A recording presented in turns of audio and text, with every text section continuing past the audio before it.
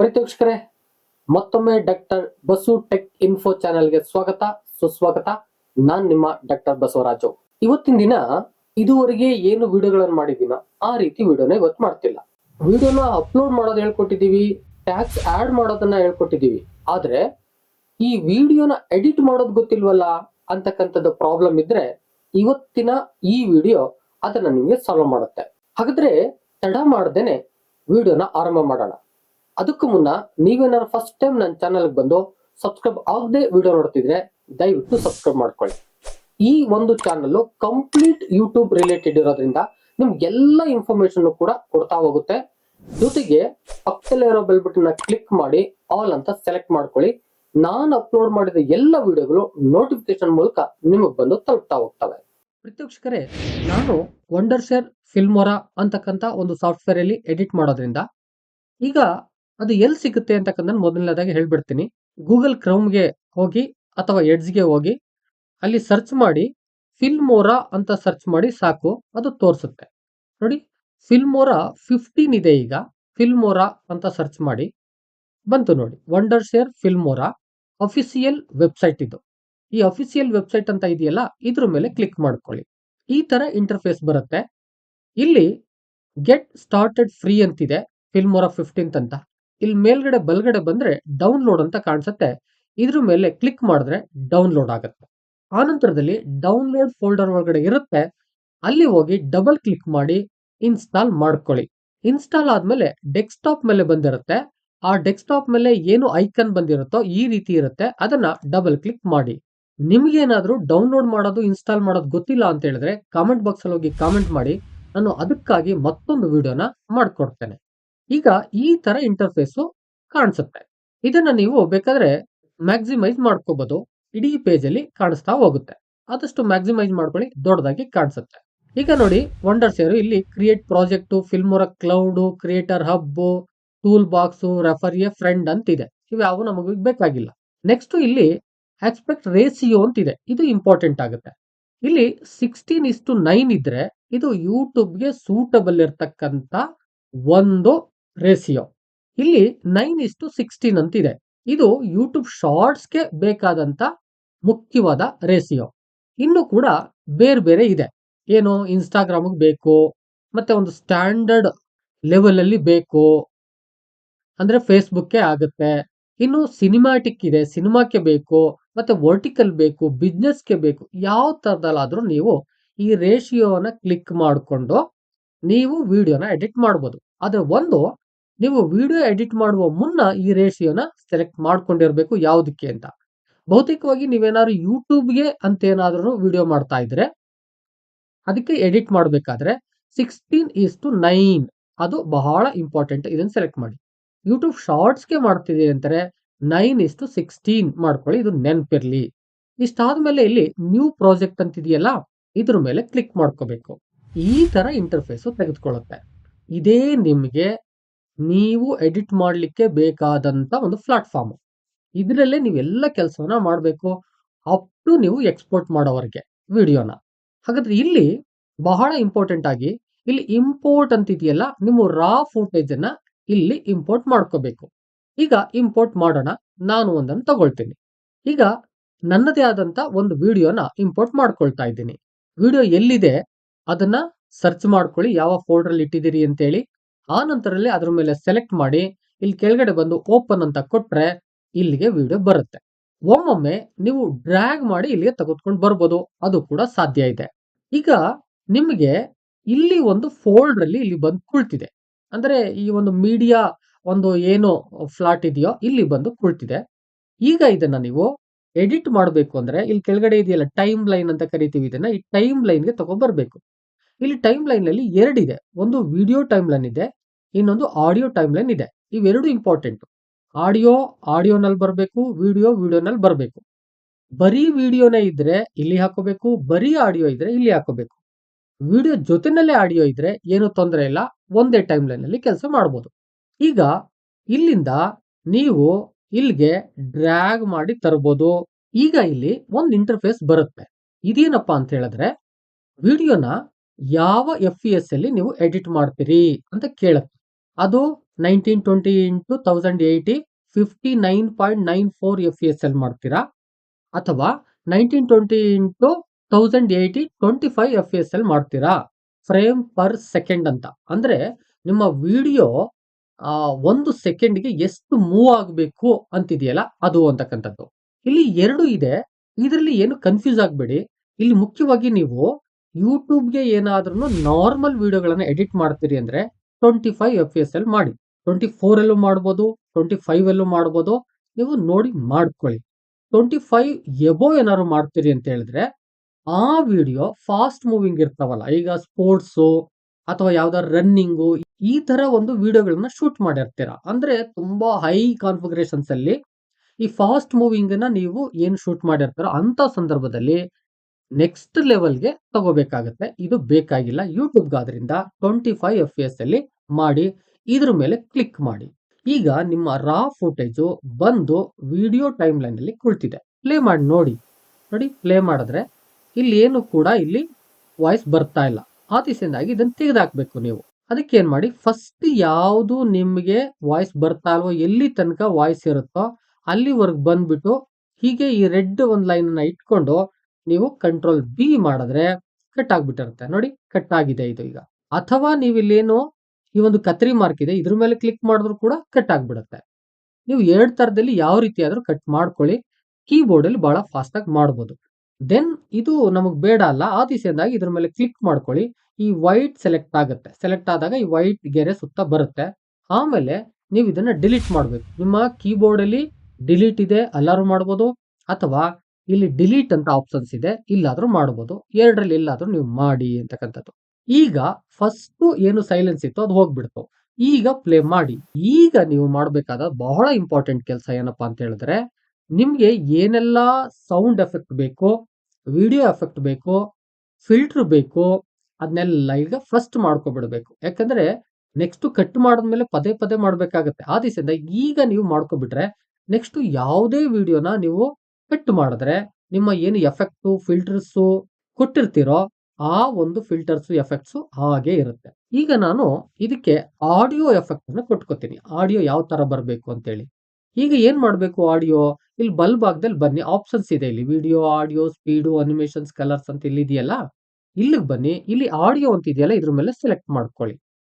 Select ಮಾಡಿದ ತಕ್ಷಣ ಇಲ್ಲಿ ಕೆಳಗಡೆ ಬಂದ್ರೆ ಈಕ್ವಲೈಸರ್ ಅಂತ ಇದೆ. ಈ ಈಕ್ವಲೈಸರ್ ಅಲ್ಲಿ ನಿಮ್ಗೆ ಯಾವ್ದು ಬೇಕು, ಯಾವ ತರ ನಿಮ್ಗೆ ಬೇಕು ಅಂತ ಚೆಕ್ ಮಾಡ್ಕೊಳ್ಳಿ. ಇಲ್ಲಿ ಹಲವಾರು ಇದೆ, ಕ್ಲಾಸಿಕ್ಕು, ಡ್ಯಾನ್ಸು, ಲೋ ಬೇಸು, ಸ್ಪ್ರೈಕು, ಪಾಪು ಅಂತ ಇದೆ. ನಿಮ್ಮ ವಿಡಿಯೋ ಯಾವ್ದಿದೆ ಅದ್ರ ಮೇಲೆ ನೀವು ಸೆಲೆಕ್ಟ್ ಮಾಡಬಹುದು. ಬಹುತೇಕವಾಗಿ ನಾರ್ಮಲ್ ಆಗಿ ಏನಾದ್ರು ಮಾಡಿದ್ರೆ ಇಲ್ಲಿ ಲೋ ಬೇಸ್ ಅಂತ ಇದೆ.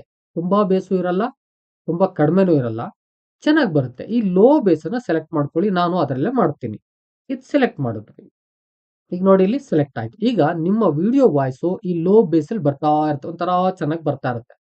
ಇನ್ ನಂತರದಲ್ಲಿ ಇದು ಬೇಸಿಕ್ ಅಂತಿದೆ, ಆಡಿಯೋದಲ್ಲಿ ಬೇಸಿಕ್ ಅಂತಿದೆ. ಇಲ್ಲಿ ಪಕ್ಕದಲ್ಲೇ ಡಿ ನಾಯ್ಸ್ ಅಂತಿದೆ, ಅಂದ್ರೆ ಬ್ಯಾಕ್ ಗ್ರೌಂಡ್ ಏನಾದ್ರು ಇದ್ರೆ ಅದನ್ನ ಕ್ಯಾನ್ಸಲ್ ಮಾಡಿ ಅಂತ. ಇದ್ರ ಮೇಲೆ ಕ್ಲಿಕ್ ಮಾಡಿ.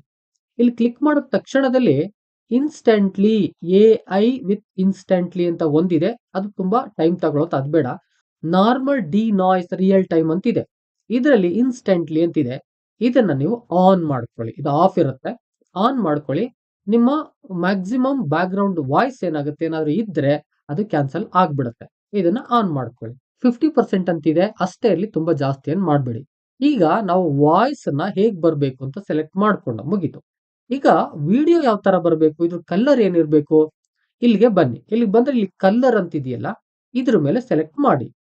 ಸೆಲೆಕ್ಟ್ ಮಾಡಿದ್ರೆ ಈ ತರ ಒಂದು ಇಂಟರ್ಫೇಸ್ ಕಾಣಿಸುತ್ತೆ. ಇಲ್ಲ ಹಾಗೆ ಕೆಳಗಡೆ ಬಂದ್ರೆ ಲಟ್ಸ್ ಅಂತ ಇದೆ, ಇದು ಡೈರೆಕ್ಟ್ ಆಗಿ ನಿಮ್ಮ ವಿಡಿಯೋ ಕಲರ್ನ ಚೇಂಜ್ ಮಾಡುತ್ತೆ. ಲಟ್ಸ್ ಅಂತ ನಿಮ್ಗೆ ಗೊತ್ತಿದೆ. ಆತಿಸಂದಾಗಿ ಲಟ್ಸ್ ಪ್ರೆಸ್ಟ್ ಅಂತ ಇದೆಯಲ್ಲ, ಇಲ್ಲಿ ನನ್ ಅಂತ ಇರುತ್ತೆ. ನೀವೇ ಬೇಕಾದ್ರೆ ನೀವು ಕೆಲವನ್ನ ಸೆಟ್ ಮಾಡ್ಬೋದು, ಅಥವಾ ಡೈರೆಕ್ಟ್ ಆಗಿ ಸೆಟ್ ಮಾಡೋಕೆ ಅವರೇ ಮಾಡ್ಕೊಟ್ಟಿದ್ದಾರೆ. ಇಲ್ಲಿ ಸೆಲೆಕ್ಟ್ ಮಾಡಿ ಆರೋ ಮಾರ್ಕ್ ಮೇಲೆ. ಇಲ್ಲಿ ಹಲವಾರು ಇದೆ ನೋಡಿ. ನೋಡಿ, ಈಗ ಒಂದ್ರ ಮೇಲೆ ಹೋದ್ರೆ ಒಂದೊಂದು ಕಲರ್ ಚೇಂಜ್ ಆಗ್ತಾ ಇದೆ ನೋಡಿ. ನಿಮ್ಗೆ ಯಾವ ಕಲರ್ ಬೇಕು ಆ ಕಲರ್ನ ಇಟ್ಕೋಬಹುದು. ಬಹುತೇಕವಾಗಿ ನಿಮ್ಗೆ ಯಾವ್ದು ಸೂಟಬಲ್ ಅಂತ ಅನ್ಸುತ್ತೆ ಅದನ್ನ ಇಟ್ಕೊಳ್ಳಿ. ನಾನು ವಾಕಿಂಗ್ ಡೆಡ್ ಅಂತಿದೆ, ಇದನ್ನ ಇಟ್ಕೋತಾ ಇದ್ದೀನಿ. ಚೆನ್ನಾಗಿದೆ. ಇದನ್ನ ಇಟ್ಕೊಂಡ್ರೆ ನಿಮ್ಮ ವಿಡಿಯೋ ಸ್ವಲ್ಪ ಗ್ಲಾಮರ್ ಬರುತ್ತೆ, ಮತ್ತೆ ಸ್ವಲ್ಪ ವೈಟು ಇರುತ್ತೆ. ಈಗ ನನಗೆ ಒಂದ್ ಸ್ವಲ್ಪ ವೈಟ್ ಇದೆಯಲ್ಲ, ಇದು ಸ್ವಲ್ಪ ನ್ಯಾಚುರಲ್ ಕಲರ್ ಬರಬೇಕು ನನಗೆ. ಅದಕ್ಕಾಗಿ ಏನ್ ಮಾಡ್ತೀನಿ, ಇಲ್ಲಿ ಎಡಭಾಗದಲ್ಲಿ ಒಂದಷ್ಟು ಆಪ್ಷನ್ಸ್ ಇದೆ. ಇದ್ರ ಬಗ್ಗೆ ಬೇರೆ ಬೇರೆ ವಿಡಿಯೋ ಮಾಡ್ತಿರ್ತೀನಿ. ಜಸ್ಟ್ ಈಗ ನಿಮ್ಗೆ ಎಡಿಟ್ ಮಾಡೋದ್ರ ಬಗ್ಗೆ ಹೇಳ್ತಿರೋದ್ರಿಂದ ಸಿಂಪಲ್ ಆಗಿ ಹೇಳ್ಕೊಡ್ತೀನಿ. ಇಲ್ಲಿ ಫಿಲ್ಟರ್ಸ್ ಅಂತ ಇದೆ, ನಿಮ್ಗೆ ಮೊಬೈಲ್ ಅಲ್ಲಿ ಫಿಲ್ಟರ್ ಬಳಸ್ತೀರಿ. ಆ ರೀತಿಯಾಗಿ ಇದ್ರ ಮೇಲೆ ಕ್ಲಿಕ್ ಮಾಡಿದ್ರೆ ಇಂಟರ್ನೆಟ್ ಆನ್ ಆಗಿರ್ಬೇಕು, ಗೊತ್ತಿರ್ಲಿ ನಿಮ್ಗೆ. ಇಂಟರ್ನೆಟ್ ಆನ್ ಆಗಿದ್ರೆ ಇಲ್ಲಿ ಫಿಲ್ಟರ್ಸ್ ಓಪನ್ ಆಗ್ತವೆ. ಹೀಗೆ ಫಿಲ್ಟರ್ಸ್ ನ ನಿಮ್ಗೆ ಯಾವ್ದು ಬೇಕು ಅದನ್ನ ನೀವೇ ಸೆಲೆಕ್ಟ್ ಮಾಡ್ತಾ ಹೋಗ್ಬೋದು.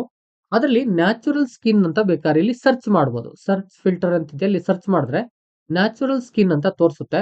ಇದನ್ನ ನೀವು ಅಪ್ಲೈ ಮಾಡ್ಬೋದು. ಇದನ್ನೇನ್ ಮಾಡ್ಬೇಕು, ಜಸ್ಟ್ ಡ್ರ್ಯಾಗ್ ಮಾಡ್ಕೊಂಡು ಬಂದು ಹೀಗೆ ಇದ್ರ ಮೇಲೆ, ಅಂದ್ರೆ ನೋಡಿ ಇದ್ರ ಮೇಲೆ ನೋಡಿ, ಗೊತ್ತಾಗ್ತಾ ಇದೆ ನಿಮ್ಗೆ ವ್ಯತ್ಯಾಸ. ಇದ್ರ ಮೇಲೆ ಇಡಬೇಕು ನೋಡಿ. ಇದ್ರ ಮೇಲೆ ಇಟ್ಟಾಗ ಇಲ್ಲಿ ವಿಡಿಯೋ ನ್ಯಾಚುರಲ್ ಕಲರ್ ಬಂದಿದೆ. ಅಲ್ಲಿ ಸ್ವಲ್ಪ ವಾಕಿಂಗ್ ಡೆಡ್ ಅಲ್ಲಿ ಸ್ವಲ್ಪ ವೈಟ್ ಇತ್ತಲ್ಲ, ಇದು ಸಾಕು, ಇನ್ನೇನು ಹೆಚ್ಚು ಮಾಡಲ್ಲ. ನಾನು ಇಷ್ಟರಲ್ಲೇ ಎಡಿಟ್ ಮಾಡ್ತೀನಿ. ಈಗ ನಿಮ್ಗೆ ಎಡಿಟ್ ಮಾಡೋದಕ್ಕೆ ಅವಕಾಶ ಬಂತು. ಈಗ ಏನೇನ್ ಎಡಿಟ್ ಮಾಡ್ಬೇಕು ಎಲ್ಲ ಮಾಡ್ತಾ ಹೋಗಿ. ಪ್ಲೇ ಮಾಡ್ಕೊಳ್ಳಿ. ಸೈಲೆನ್ಸ್ ಅನ್ನ ಮೊದಲೇ ಹೇಳ್ದಾಗೆ ಕಂಟ್ರೋಲ್ ಬಿ ಮಾಡಿ, ಮತ್ತೆ ಇಲ್ಲಿವರೆಗೆ ಕರ್ಸರ್ ತಗೊಂಡು ಬನ್ನಿ. ನೆಕ್ಸ್ಟ್ ಕಂಟ್ರೋಲ್ ಬಿ ಮಾಡಿ ಸೆಲೆಕ್ಟ್ ಮಾಡಿರ್ಬೇಕು. ಯಾವುದು ನಿಮ್ಗೆ ಸೈಲೆನ್ಸ್ ಹೋಗ್ಬೇಕು ಅನ್ಸುತ್ತೋ ಅದನ್ನ ಸೆಲೆಕ್ಟ್ ಮಾಡಬೇಕು.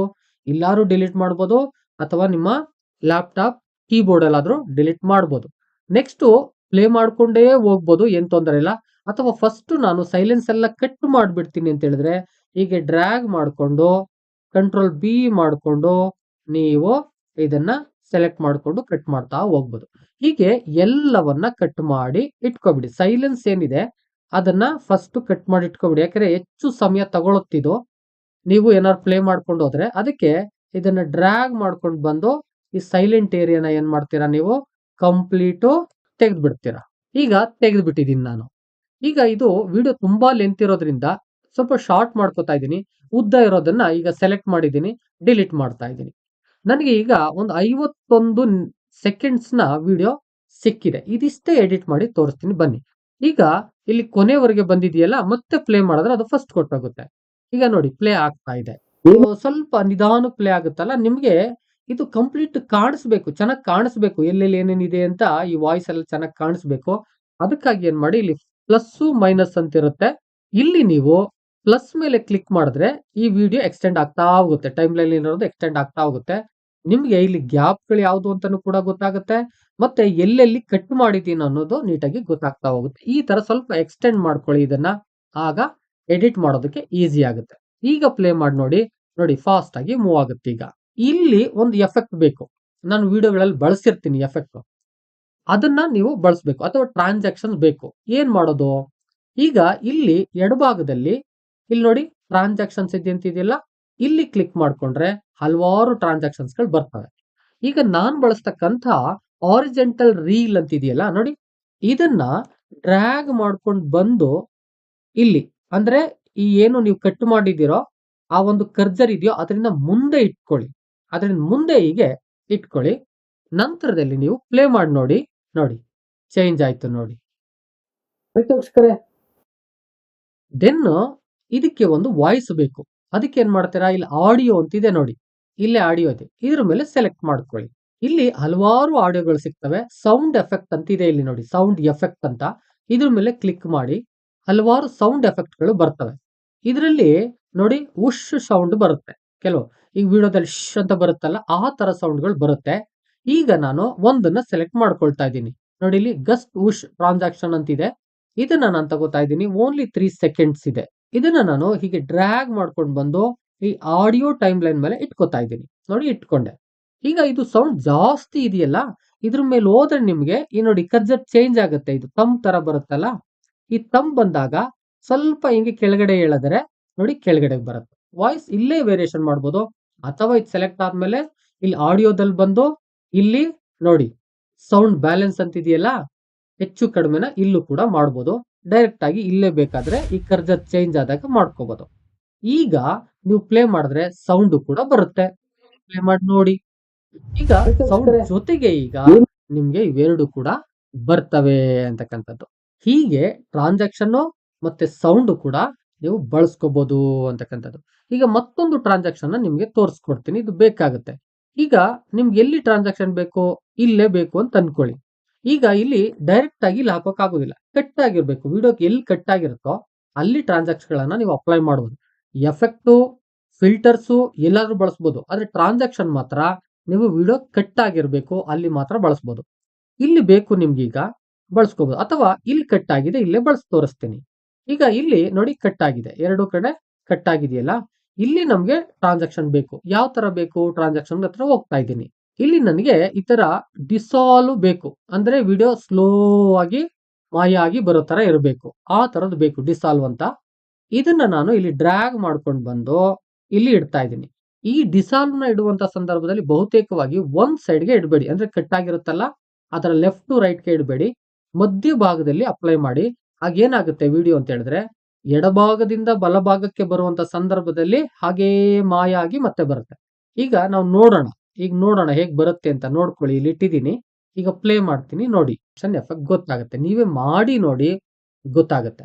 ನೀವು ಬೇಕಾದ್ರೆ ಇದನ್ನ ರೈಟ್ ಸೈಡ್ ಅಲ್ಲಿ ಇಟ್ಟು ಕೂಡ ತಗೋಬಹುದು, ಲೆಫ್ಟ್ ಅಲ್ಲಿ ಇಟ್ಟು ತಗೋಬಹುದು, ಸೆಂಟ್ರಲ್ ಇಟ್ಟು ತಗೋಬಹುದು. ನಿಮ್ಗೆ ಯಾವ್ದು ಚೆನ್ನಾಗಿ ಕಾಣಿಸುತ್ತೆ ಅಂತ ಅನ್ಸುತ್ತೆ ಆ ರೀತಿಯಲ್ಲಿ ಎಫೆಕ್ಟ್ ನ ಬಳಸಿ. ಇನ್ನು ಕೆಲವು ಲೈಟು ಅದು ಇದು ಬೇಕು ಅನ್ನುವಂತ ಸಂದರ್ಭದಲ್ಲೂ ಕೂಡ ಬಳಸ್ಕೋಬಹುದು. ಮತ್ತೆ ವಿಡಿಯೋ ಹೋಗಿ ಜೂಮ್ ಆಗ್ಬೇಕಲ್ಲ, ಅದನ್ನ ಒಂದು ತೋರಿಸ್ಕೊಡ್ತೀನಿ. ಈಗ ಮತ್ತೆ ಎಲ್ಲಿ ವಿಡಿಯೋ ಕಟ್ ಆಗಿದೆ ಅಲ್ಲಿಗೆ ಬರೋಣ. ಇಲ್ಲಿ ನಾನು ವಾರ್ಪ್ ಜೂಮ್ 3 ಅಂತಿದೆ, ಇದನ್ನ ತಗೋತಾ ಇದ್ದೀನಿ. ಹೀಗೆ ಡ್ರ್ಯಾಗ್ ಮಾಡ್ಕೊಂಡು ಬಂದು ಎಲ್ಲಿ ಕಟ್ ಆಗಿದೆಯೋ ಅದ್ರ ಮೇಲೆ ಇಡಬೇಕು. ಅದಿಟ್ಟು ಈಗ ಪ್ಲೇ ಮಾಡೋಣ, ಬನ್ನಿ ಹೇಗ್ ಬರುತ್ತೆ ನೋಡೋಣ. ನೋಡಿ, ಹೀಗೆ ಈ ವಿಡಿಯೋ ಬಂದು ಹೋಗುತ್ತೆ.